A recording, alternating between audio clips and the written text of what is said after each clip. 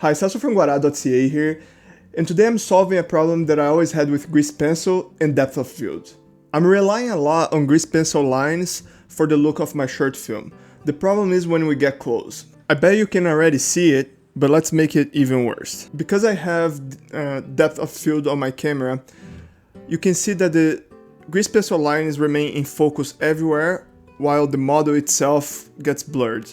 And I'm gonna make the camera even more extreme here, just to illustrate my point a little bit better. So let's do, oh, that's a lot extreme. 1.4. So you see, the grease pencil lines are all in super sharp focus, while the entire model is kind of not. My initial plan was just converting every single grease pencil into geometry, and that would solve the depth of field problem, but it creates two other problems. Problem one is I no longer have a grease pencil. It's not frame by frame animatable the same way that grease pencil is, and if I need to retouch some lines, I have to convert everything again. It defeats the purpose of using grease pencil to begin with. In this example, I have converted into geometry, and the look is relatively the same, but not only I don't have the animation capabilities of a grease pencil object, problem number two is pretty big. Now my nice grease pencil lines are not only casting shadows, but they're also influencing the ambient occlusion of the scene, and that's not something that I want. But thankfully, I was able to solve all those problems with only a few nodes on geometry nodes. So first let me get this by the lower corner here, create my second viewport, and here I'm just gonna change from 3D viewports to shader geometry node editor. And with the grease pencil selected, I'm gonna click on new up here. So right now I have a geometry node tree that's pretty much empty with only input and output. All grease pencil information is also curves information. So you can go here and do Shift A, search, and curve to mesh. And you don't need to convert grease pencil to curve and then to mesh. It works right away. So let's do curve here and mesh here. So everything disappeared, now it's all lines. We need to set a profile for this curve so you can, like an object that's gonna be extruded along. I think a circle will work, so let's do circle, curve circle, and this is gonna be positioned at the profile curve. And I'm just gonna click on fill caps, just in case. And here we go, and it's already using the pen pressure, that's the best part, it's already using the pen pressure and the thick and thin of my grease pencil object to dictate the size of the curves here. Let me just turn on render view so we can better see what we're doing. If you watch my material tutorial, you know why everything is so colorful right now. It's because to better control my shader, I have colored lights in a very specific way of setting up the shader. So just a standard shader is not gonna work here. So let's also give this a shader. So Shift A, set material, I'm gonna connect here, and at material tab here, I'm just gonna use my outline material. I'm gonna fill in that scene. And this is pretty much just a emissive shader with black set at 1, and right now it's already working as far as being geometry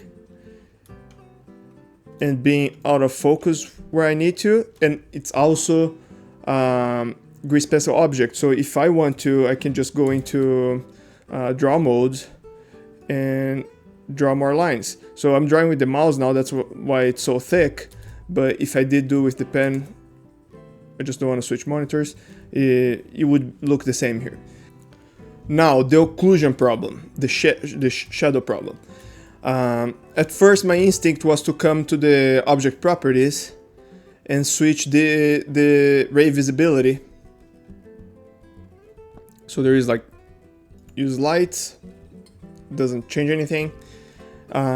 Because usually if I select an object, let's do the car here, on the ray visibilities I have way more options. I have camera and shadow, so I could turn on just the shadow and it would do the trick. The problem is because this is being converted to geometry, it's not geometry at the beginning stage, I don't have the geometry options when it comes to the menus. And I found a really quick workaround for that and it works great.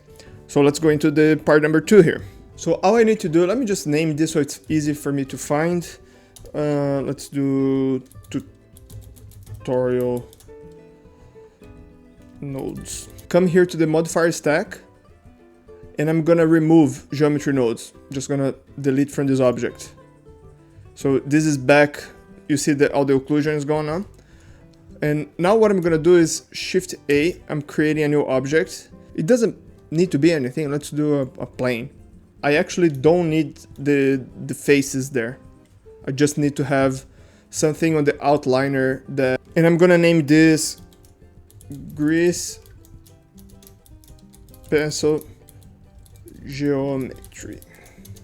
Now I'm gonna select all the grease pencils that I want to go through this process, and I'm gonna do M on the keyboard, new collection, and I'm gonna name this collection GP grease pencil to mesh. So every single grease pencil that I want to have the same treatment, it's gonna be on the on this collection. I can actually hide this collection. I don't need to look at it anymore. I'm selecting the plane, going to the modifier and adding geometry nodes there. And under here, I'm gonna select my tutorial nodes.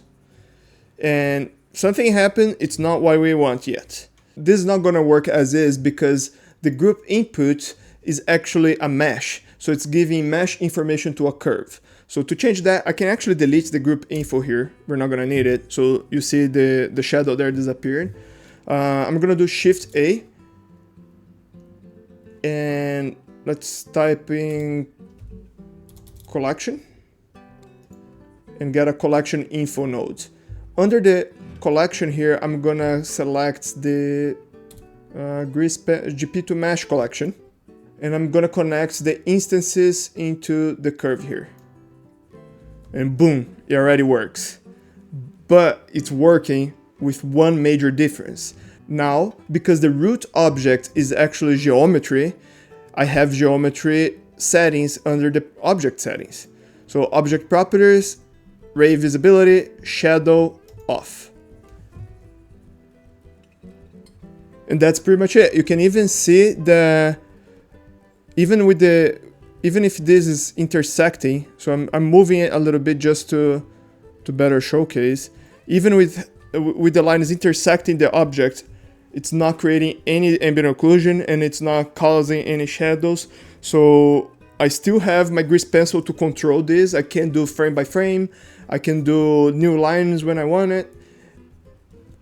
And it's working with my depth of fields. If I position my focus, let's focus on the lights here. Okay, so let's focus on the lights here. And if you look on the back, all the grease pencil lines are also out of focus with the object. So works perfectly, but gets even better. Now, let's say the wheels here are also grease pencil object.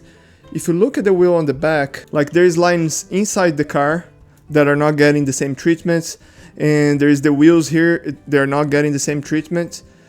And for me to fix that, I can just select the wheel grease pencil material, press M, send to GP to mesh collection, and boom, out of focus. If I get out of my camera view, you can see a little bit better. The lines are still there. They're not casting shadows. Let's do the same with the interior there. So let's see, grease pencil. And now I end up solving a problem that I didn't even know I had. It works better, objects are handled better by transparent objects than grease pencil. So these textures that I painted for the dirty glass, they actually are in front of the grease pencil object, as before was kind of like a fight to see, like the black was kind of cutting through a little bit. So I don't know, this technique has been great for me. I just figured this out yesterday and I wanted to share with you. So I hope you follow along and see you next time.